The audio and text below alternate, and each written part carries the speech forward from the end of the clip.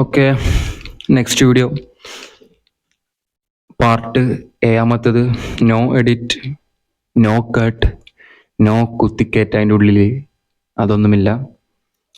ഈ ഇങ്ങനെ കുനിഞ്ഞെടുക്കാൻ വളരെ ബുദ്ധിമുട്ടുണ്ട്. കുനിഞ്ഞെടുത്താൽ ഇങ്ങനെ ഇരുന്നാൽ അല്ലെങ്കിൽ ഇങ്ങോട്ട് നിൽക്കണം. ഇങ്ങോട്ട് ബോറാവുന്നുണ്ടോ? ഇല്ല. പിന്നെ ഇവിടെ ഇരിക്കാൻ പറ്റും കേട്ടോ, മേശ ഉണ്ട്, പക്ഷെ ഇരുന്നാൽ ബോറാവും. നോക്കട്ടെ. ഇങ്ങനെ ഇരുന്ന പ്രശ്നമില്ലല്ലോ. ഓക്കെ, ഇങ്ങനെയും സംസാരിക്കാം അല്ലേ. ക്ലാരിറ്റി ഉണ്ടോയെന്ന് അറിയില്ല, എന്നാലും അണ്ടർസ്റ്റാൻഡ് ചെയ്യുക. ഓ, ആറിയിട്ടത് ഇപ്പം എന്താക്കാനാ, നടന്നോട്ടെ.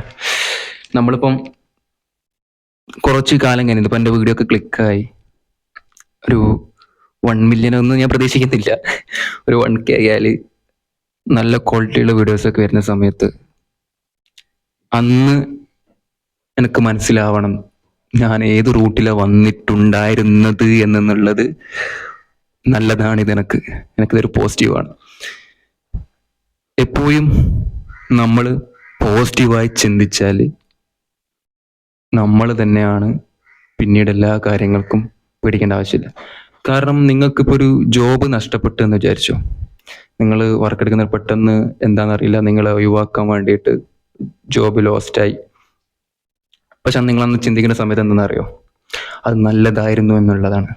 നിങ്ങൾക്കൊരു നീഡ് ടൈംസ് കിട്ടി, നീഡ് സ്പേസ് കിട്ടി ചിന്തിക്കാനും ഇനി അങ്ങോട്ട് എന്ത് ചെയ്യാനുള്ളത് എന്നുള്ളത് പേടിക്കാതെ പോസിറ്റീവിൽ ചിന്തിച്ചെടുക്കുക. ഇത് വന്നത് നല്ലതിനായിരുന്നു എന്നുള്ളത്.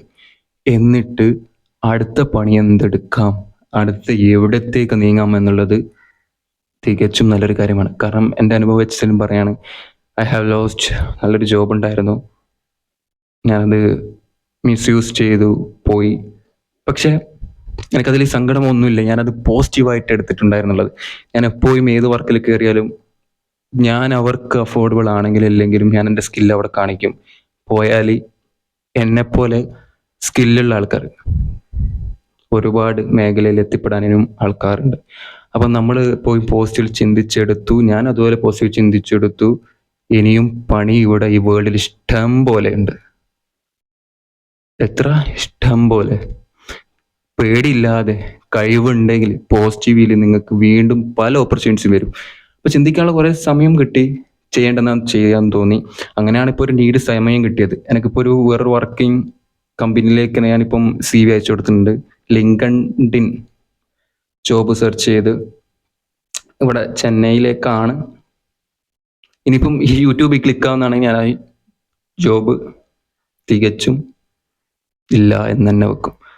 ഓക്കെ, അപ്പം ഈ ഒരു സമയം കിട്ടുക ഓഗസ്റ്റിലായിരിക്കുമ്പോൾ ഓഗസ്റ്റ് വരെ എനിക്ക് ഈ വീഡിയോ ഉണ്ടാവും. അപ്പോൾ ഓഗസ്റ്റ് വരെ ഞാൻ വീഡിയോ ഇട്ടുകൊണ്ടിരിക്കും. ക്ലിക്കാവുന്നതാണെങ്കിൽ യൂട്യൂബ് തന്നെ ഞാൻ കൊണ്ടുപോകും. എൻ്റെ പാഷനിലേക്ക് ഞാൻ മാറും. അല്ലെങ്കിൽ വീണ്ടും ഞാൻ എന്താക്കും, ജോബിലേക്ക് കയറി അന്നേരം സമയം കിട്ടിയാൽ മാത്രം വീഡിയോസ് അപ്ലോഡ് ചെയ്യേണ്ട സന്ദർഭങ്ങളിലേക്ക് പോകേണ്ടി വരും.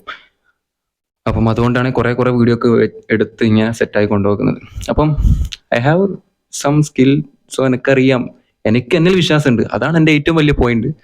എനിക്ക് എന്നിൽ വിശ്വാസം ഉണ്ടെങ്കിൽ എനിക്ക് എന്തായാലും കിട്ടുമെന്നുള്ള എനിക്കറിയാം. അതുകൊണ്ട് സമയം കിട്ടിയപ്പോൾ ഇങ്ങനത്തെ കാര്യങ്ങൾ എൻ്റെ പാഷനിലേക്ക് പുറകെ പോകാനുള്ള സമയം കിട്ടി. പിന്നെ നല്ല ജോബ് സെർച്ച് ചെയ്യാൻ സമയം കിട്ടി. ഓക്കെ, എത്രയേ ഉള്ളൂ. എപ്പോഴും നമ്മളെ പോസിറ്റീവ് ആവുക. ഏതൊരു കാര്യങ്ങൾ വന്നാലും, ഏതൊരു തടസ്സങ്ങൾ വന്നാലും, ഏതെങ്കിലും നെഗറ്റീവ് ചിന്തകൾ വന്നാൽ പോലും നമ്മളോട് പറയുക, ഇത് നല്ലതിനാ വന്നിട്ടുണ്ടായിരുന്നത്. എന്തോ തൊണ്ടയിൽ എന്തോ ഭയങ്കര വെള്ളം കുടിക്കാത്തന്നെ കൊണ്ടുവന്നത്.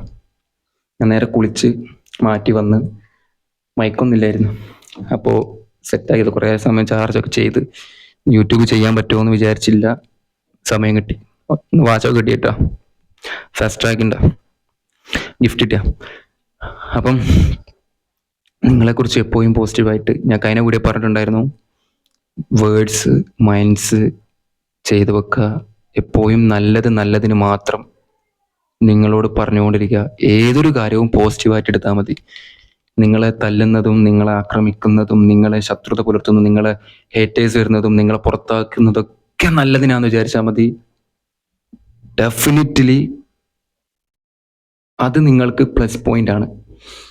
എത്ര ആൾക്കാരുകൾ നിങ്ങളെ തള്ളിപ്പറഞ്ഞാലും നിങ്ങളെ വിശ്വസിച്ച് നിൽക്കുവാണെങ്കിൽ, നിങ്ങൾ സ്റ്റാൻഡ് നിൽക്കുന്നതാണെങ്കിൽ അത് മതി. വേറെ ആരാ നമ്മൾ ബോധിപ്പിക്കണ്ടേ? നിന്നെയും എന്നെയും. എന്ന് വെച്ചാൽ എന്നെ അറിയുന്നത് പോലെ വേറെ എന്നെ അറിയാൻ ആരാണുള്ളത്? ഒന്നുകിൽ ഗോഡ് എന്ന വസ്തു ഉണ്ടെങ്കിൽ, ദൈവം എന്നുണ്ടെങ്കിൽ അയാൾക്ക് അറിയാൻ പറ്റും ഞാൻ ആരാന്ന്. നിങ്ങൾക്ക് അതിൽ വിശ്വാസമില്ലെങ്കിൽ നിങ്ങൾ നിങ്ങളെ വിശ്വസിച്ചാൽ മതി.